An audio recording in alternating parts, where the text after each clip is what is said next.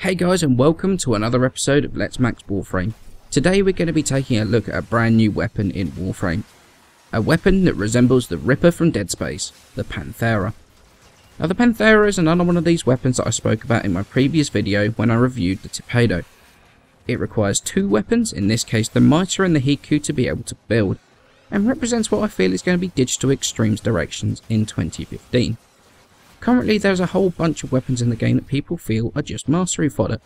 A weapon that's not good enough to be part of the regular arsenal, but that people have either levelled and put away, or not even considered, and just never built. Obviously the best way to build these new weapons is to level both of the component weapons beforehand, before constructing the final weapon in order to max out the mastery gained from it. Now I have waited for a boost in a hotfix before making this video, and that buff did come last night, so I have decided to make this video now. The Panthera itself boasts two different fire modes. The first mode is a single shot firing a single Hiku, dealing a fairly average 100 damage a shot, with 70 of that coming in the form of slash, 20 puncture and 10 impact. It also has 100% accuracy, so that while heavy caliber isn't going to affect the initial shot too badly, it is going to affect the multi-shot in a pretty big way, much in the same way as it works on the bows or even the original Mitre. The secondary fire is a continuous fire weapon which suspends a Mitre blade in mid-air, creating a pretty devastating close-range melee weapon. The secondary does a huge 225 damage, which is entirely in the form of slash. It also has a very high chance of proccing, although I'm not able to give any number on that at the moment since it doesn't seem to be available anywhere, and I will annotate the video once that number actually becomes available. And that's pretty much where the good points of the weapon ends. Firstly, the single shot feature of the weapon is quite slow to fire, and that accuracy is pretty much lost because of the complete inability to aim down the sights. It's very difficult to actually take advantage of that accuracy. It's a complaint I've had about all of the weapons with a secondary fire feature, since they all remove the ability to aim down the sights. And especially on a weapon that's got a single shot and not a weapon like the Quanta that is a continuous fire. Secondly, the complete lack of any critical chance and thus the lack of critical damage is only a feature that's shared by two other weapons, the prerequisite Mitre and the Seer, and there's a good reason for that. Having no critical chance whatsoever lowers the damage potential of the weapon. Even if it only crits 10% of the time, it's still a 10% chance for that shot to do double damage, instead of no chance whatsoever. Further to these points, the secondary fire, which is by far this weapon's strongest asset, is also one of its greatest weakness. It's got a 6 meter range, which means that the enemy basically has to be up in your face before you can hit them with it. Not only that, but it's completely unaffected by Sinister Reach mod, so that's 6 meters is your total range, and that's all you're going to get. The secondary fire is also an absolute ammo hog. The reason I steer clear of shred on this weapon is purely because, although it's going to buff the primary fire, it means that an already very ammo inefficient attack becomes even worse. If you focus purely on a build to increase the right click, then I would recommend ammo mutation, since before 5 minutes in a high-ish level survival against the infested, a faction this weapon should excel at, I was almost completely out of ammo, like I say, before that 5-minute mark. The only saving grace in that department comes from the fact that instead of using the rarer sniper ammo, like the Mitre does, it uses rifle ammo, but that's sadly not enough to save it. Okay, so now we've had a look at some of the stats of the Panthera, let's move on to how we're actually going to mod it. Now it does come with a dash polarity as standard, however we're going to add another 6 former to the weapon.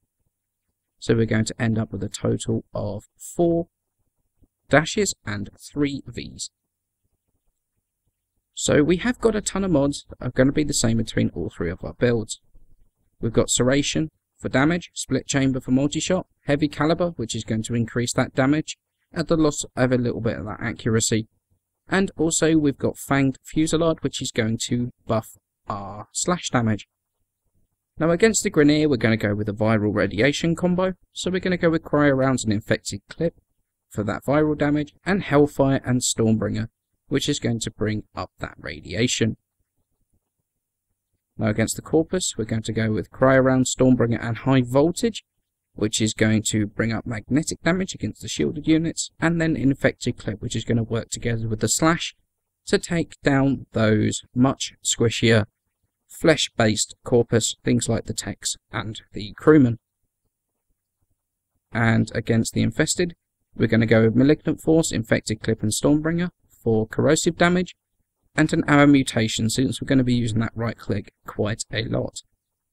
Now, for the Void build, what I would recommend doing is to go with the Viral combo, and then go with Hellfire, and since they're often longer missions, I would recommend changing out the Stormbringer there for the Rifle Ammo Mutation, so it brings up the Viral and the heat damage against those Void units, but that's only if you're running the 4x Corrosive Projection combo. If you're not, then I would definitely recommend going with the same build as the Infested. So onto my recommendation as to whether it's worth the build cost and worth the time and effort and former. And the answer is a pretty unsurprising no, it's not. And the answer to that might be a bit of a surprise, because the reason why it's not worth it is because we already have a slash-based blade spamming weapon. And it's one of the requirements of the Panthera, which is the Mitre. Even if you take the basic uncharged shots of the Mitre, the damage is still higher than the Panthera's single shot. And when you take into account the charged shots, it doesn't even come close. The Mitre's shot when fully charged does 250 damage, which is higher even than the secondary fire on the Panthera. The Mitre also gets punched through on charged shots, which the Panthera doesn't get at all without the use of the Shred mod, which then means in turn that the secondary fire just eats through ammo so fast it's unreal. Now, I've barely scratched the surface on the comparison between the Panthera and the Mitre, but it's pretty clear that the biggest problem with the Panthera is actually the weapon it's supposed to be replacing and being an upgrade to. Quite frankly, it's a downgrade, or a side grade at least. Not worth the build costs, and definitely not worth the former.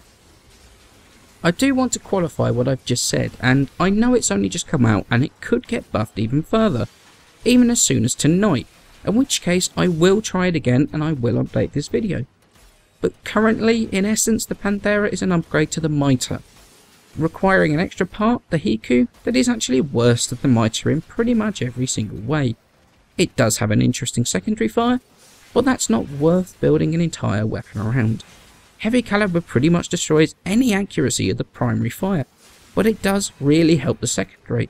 But since the primary damage is so weak anyway, it's actually worth making sure the secondary fire does as much damage as it possibly can. And to be honest, that is quite a fun little weapon, but unfortunately it doesn't do enough to be a redeeming feature of this weapon.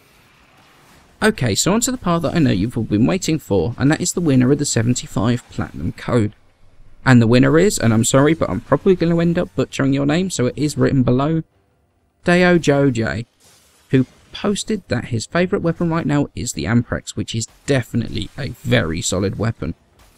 Congratulations on the Platinum. Please send a message to my YouTube and we'll sort out sending that code over to you as soon as possible. To those that weren't lucky this time, I will have another giveaway next week, so stay tuned for more chances to win Platinum, courtesy of Digital Extremes. I also want to give a shout out to Tuma-chan, who today finally became an official channel. He's been doing some awesome content through Twitch for quite some time, and seriously deserves to get that official channel status. So congratulations mate, it's very well earned. I'll leave a link to his live stream in the description below, feel free to check him out. His live streams are always a great way to ask questions if you're not sure of anything, and are a ton of fun.